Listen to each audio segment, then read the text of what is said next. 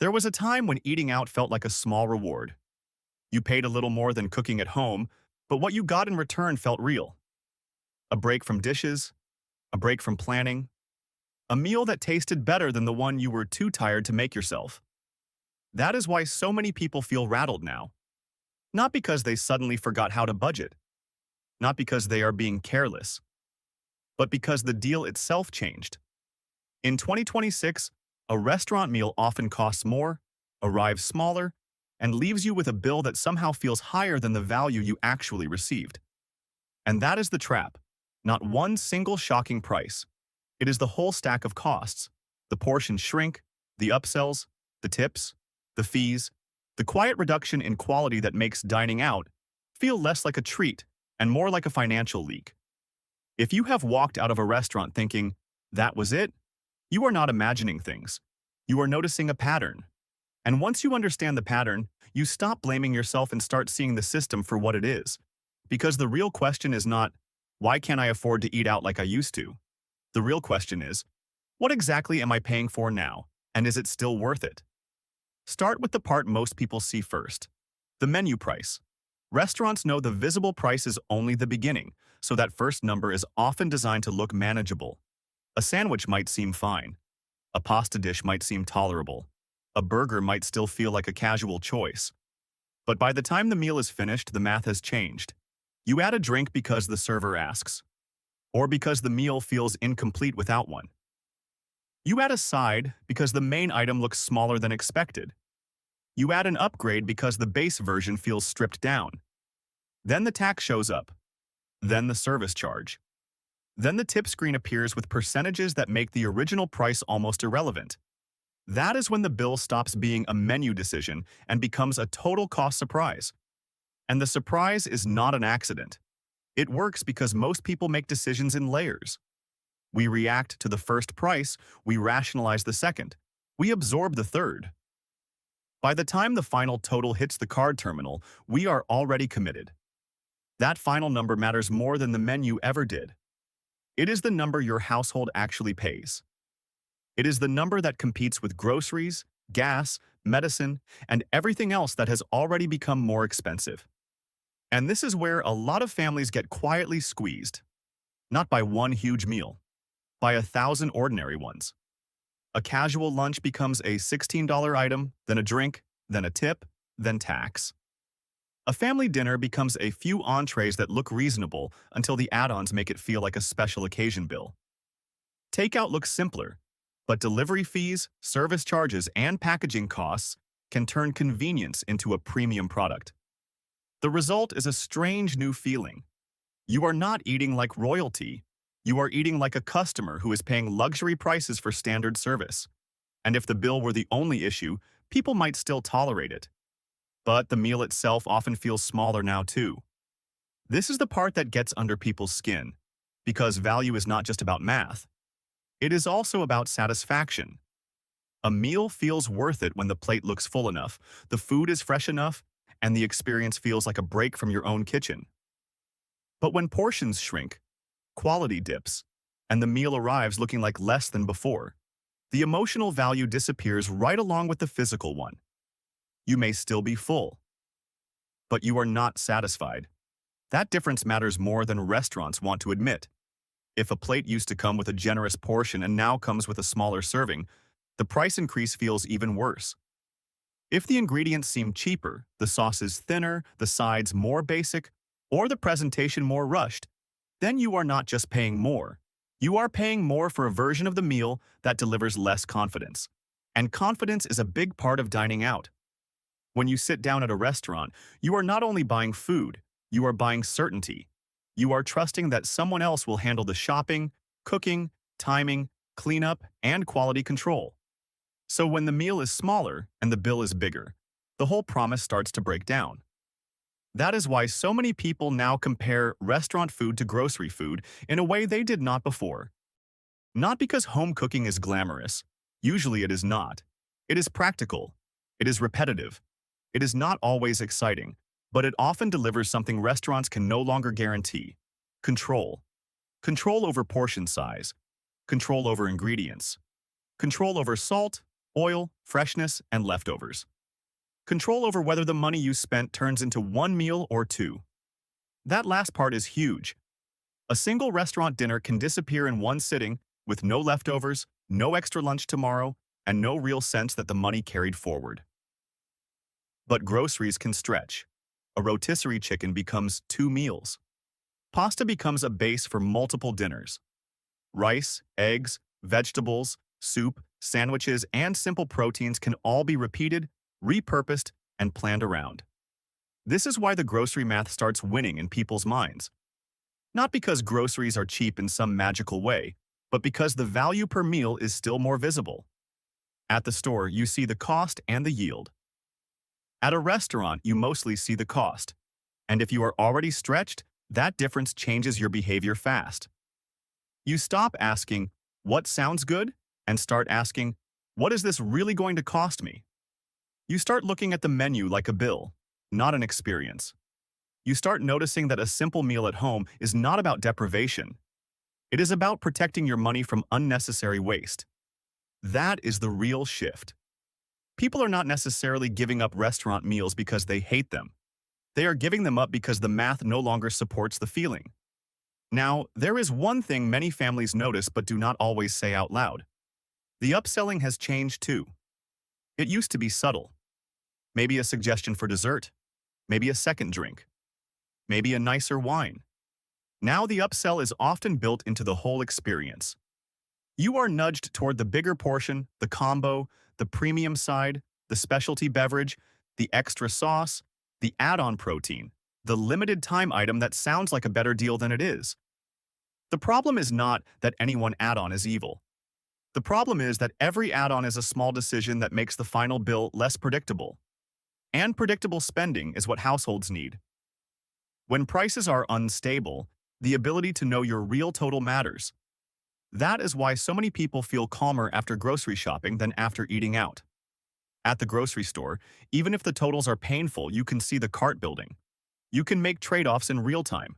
You can choose store brands, skip extras, adjust quantities, and plan around what is already in the pantry. At a restaurant, the control disappears faster. The meal is over before you can adjust it, and that is why the receipt often feels more shocking than the menu board. Take a close look at the total next time, not just the base price. Look at the drinks. Look at the sides. Look at whether the tax is higher than it used to feel. Look at the tip screen. Look at the service fee if there is one. That is where the real pressure lives. A lot of people think they are reacting to inflation in the abstract. But what they are really reacting to is the removal of easy value. The meal used to be worth the price because it solved several problems at once. It bought convenience, comfort, and relief. Now it often solves fewer problems for more money. And when that happens over and over, families naturally start pulling back. Not because they never want to eat out again, but because they begin reserving restaurant meals for the moments when the value is undeniable. A long day, a family event, a travel day, a situation where cooking at home would be harder than paying for the meal. Those are the moments when dining out can still make sense. But a random weekday dinner, ordered out of habit, starts looking different when you realize it costs more than the groceries for 2 or 3 home meals. That is the logic shift. And it is worth saying plainly. You are not failing because you notice this. You are getting smarter about value. Now let's pause for a moment, because this is where the whole conversation gets clearer. If you have been feeling like restaurant meals keep disappointing you, ask yourself one simple question. Is this really one bad chain? Or is it the same pattern showing up everywhere? For most people, the answer becomes obvious once they look. The pattern is not just higher sticker prices. It is smaller portions, more add-ons, more pressure to tip, more variation in quality, and less satisfaction at the end. The system is not only charging more, it is often delivering less certainty. And that is why people across different places start having the same experience. They sit down expecting a break and leave feeling squeezed. They order takeout expecting convenience and get a bag of food that no longer feels worth the premium. They pay for speed and end up wondering why the whole thing feels so hollow. Once you see that pattern, you can stop treating every disappointing meal as a personal mistake. It is not that you chose wrong, It is that the value calculation has changed. So what do you do with that information? You use a filter before you order. First, ask what the final total is likely to be, not what the menu item says alone. If a meal looks acceptable at first glance, estimate the drink, tax, tip, and any added charges before you commit. If the number starts crossing into territory that would buy several meals at home, slow down. Second, watch for items that are clearly overpriced convenience. Fancy beverages, premium sides, and heavily marked up appetizers often carry the weakest value. They are easy to add and easy to regret. Third, compare the restaurant version of the meal to the grocery version in your mind. If you can make something similar at home for a fraction of the cost, and you are not getting a major time savings, the restaurant choice may not be buying enough. Fourth, be careful with just a little extra. That phrase is where budgets quietly disappear. One drink becomes two. One upgrade becomes three. One side becomes a full order. The meal gets more expensive without becoming more satisfying. Fifth, remember that convenience has a premium. That premium is real. The goal is not to pretend it should never exist. The goal is to pay it only when the convenience actually solves a problem big enough to justify it. That is the consumer protection mindset. Not rejection, not guilt, just clarity. And clarity is powerful because it helps you avoid the meals that feel expensive in every sense. There is another important piece here, especially for households that are tired, busy, or caring for others. Eating out is not always wasteful. Sometimes it is the best option available.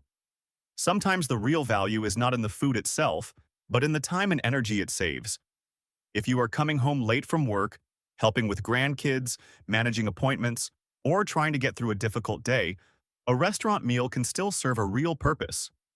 That is why the goal is not to shame dining out. The goal is to separate useful spending from automatic spending. A useful restaurant meal has a clear job. It saves time. It prevents stress. It fits a family need. It solves a real problem. An automatic meal is just habit. It happens because it is Friday, because nobody wants to cook, because the app is open, because the restaurant is familiar. That is where the budget leaks. And once you understand that difference, your choices get easier. You do not have to swear off restaurants forever. You just stop treating every order as if it were equally worth it. That is what many families are doing now, even if they do not describe it that way. They are becoming selective. One meal out for the birthday, one takeout night after a hard week, home cooking the rest of the time. A simpler order instead of the bigger one. Water instead of the overpriced drink. A meal chosen for convenience, not for status. This is not a downgrade, it is a reset. And it is one of the smartest responses to a food system that keeps asking for more while giving less back. If you want a simple rule, use this. Before you order, ask 3 questions. What is the final total likely to be? What am I actually getting in portion and quality? And is this meal solving a problem that groceries cannot solve as well right now? If the answer to any of those feels weak, you probably have your answer. Because once the total gets high enough, a restaurant meal stops being a break and starts being a trade-off. Now think about the grocery side of that trade-off. Groceries are not just a cheaper fallback, they are a way to rebuild control. A short list of repeat meals can change everything.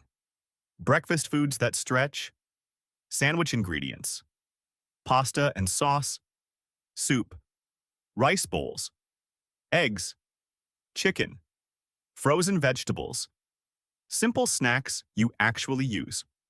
None of that is glamorous, but it gives you options.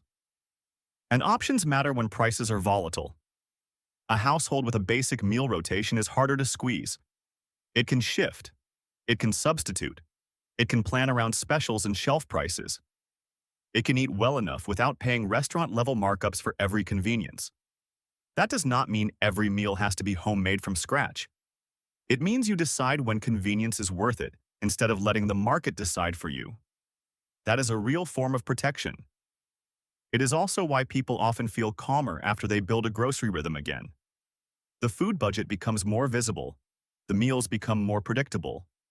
The household stops paying extra simply because it is tired.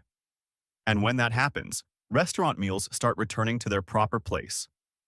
Not as a default, as a choice. That is the full pattern. Higher menu prices are only the first layer. Add-ons and tipping pressure push the total higher. Smaller portions and weaker quality reduce satisfaction. Convenience still matters, but its premium is now much harder to justify.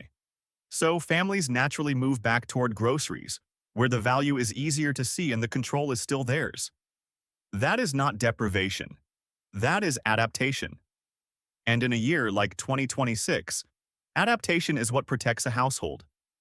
So the next time you are deciding whether to eat out, do not ask whether you deserve it. Of course you do.